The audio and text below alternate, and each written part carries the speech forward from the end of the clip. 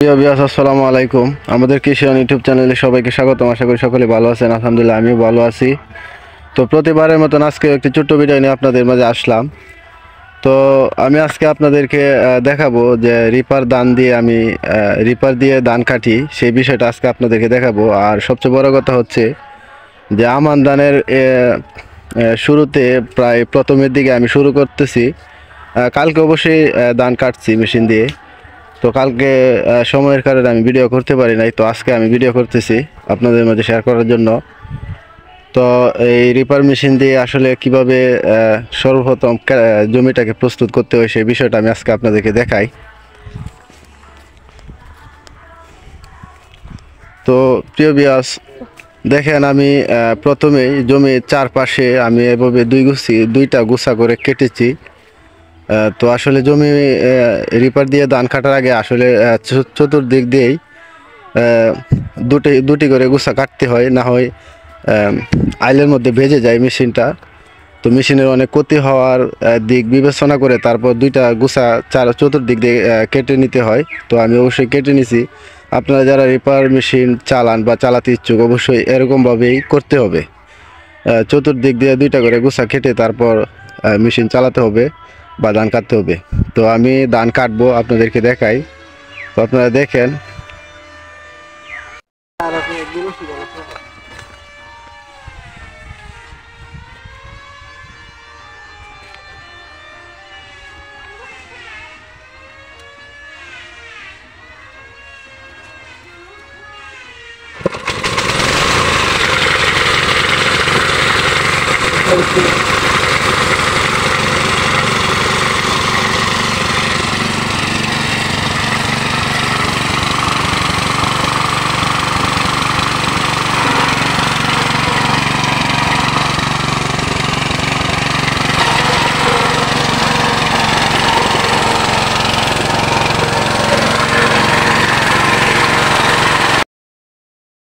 তো প্রিয় দর্শক, আপনারা ধান কাটা দেখতে থাকুন। আর কিছু গুরুত্বপূর্ণ কথা আমি আপনাদের মাঝে শেয়ার করি।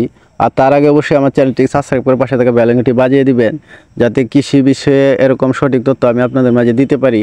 অবশ্যই আমাকে উৎসাহিত করবেন, আমার ভিডিওটাতে একটি লাইক কমেন্ট করে দিবেন। তো এই মেশিনটা ব্যবহার করার ক্ষেত্রে অনেকগুলো ভালো দিক আছে এবং খারাপ দিক আছে। এবং অনেক ভাই আমাকে বলে যে ভাই মেশিনটা কোথায় পাওয়া যাবে, কিনতে কত টাকা লাগবে। অবশ্যই আমি আপনাদের মাঝে আজকে বলবো ভিডিওতে। তো সর্বপ্রথমে ভালো দিক হচ্ছে আপনার আমাদের দেশে হারভেস্টার আছে। তো অনেক সময় ছোটো জমিতে হারভেস্টার আসে না, তাদের পোষায় না, সেই ক্ষেত্রে আপনার এই মেশিনটা ব্যবহার করতে পারেন। বিশেষ করে আমন ধান কাটার ক্ষেত্রে এই মেশিনটা খুবই প্রয়োজনীয় একটি মেশিন। তো আমরা আমন ধান কাটার ক্ষেত্রে সর্বপ্রথম ধান কেটে মাঠে রেখে দেই, তারপর শুকানোর পরে আমরা বাড়িতে নেই। তো একদম সেম কত সুন্দরভাবে ধানগুলো একপাশে এভাবে বিছিয়ে রাখে এবং ধান শুকানোর পরে আমরা বাড়িতে নেই। আর মেশিনটা আপনার নষ্ট কম হয়। আর ছোটোখাটো সমস্যা হলে নিজেই মেরামত করে নেওয়া যায়। এবং যদি ইঞ্জিনের সমস্যা হয় তো অবশ্যই মোটরসাইকেলের দোকানে যারা মোটরসাইকেল মেরামত করে তাদের কাছে নিলেও তারা ইঞ্জিনের সমস্যার সমাধান করে দিতে পারে, কারণ এটা পেট্রোল চালিত মোটরসাইকেলের ইঞ্জিন। এবং খারাপ দিকগুলো হচ্ছে আসলে সব কিছু বিস্তারিতভাবে ছোট্ট ভিডিওতে বলা সম্ভব না।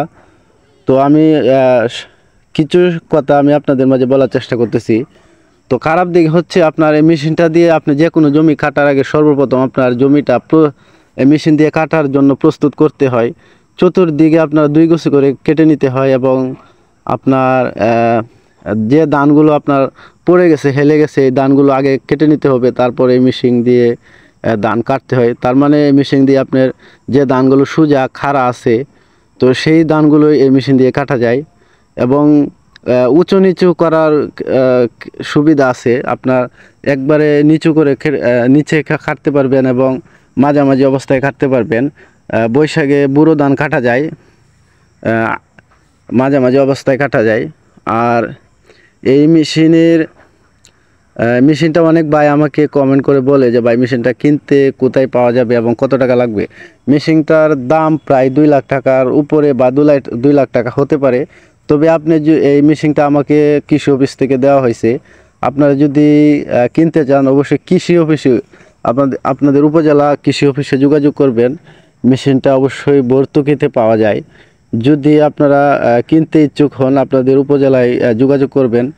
তারা নগদ টাকায় কোথায় পাওয়া যাবে সেটাও অবশ্যই আশা করি বলে দিবে। এবং আপনি যদি কিনতে চান কৃষি অফিস থেকে, তাহলে যদি ভর্তুকিতে তাদের কাছে বাজেট থাকে তাহলে অবশ্যই তাদের কাছ থেকেও কিনতে পারবেন।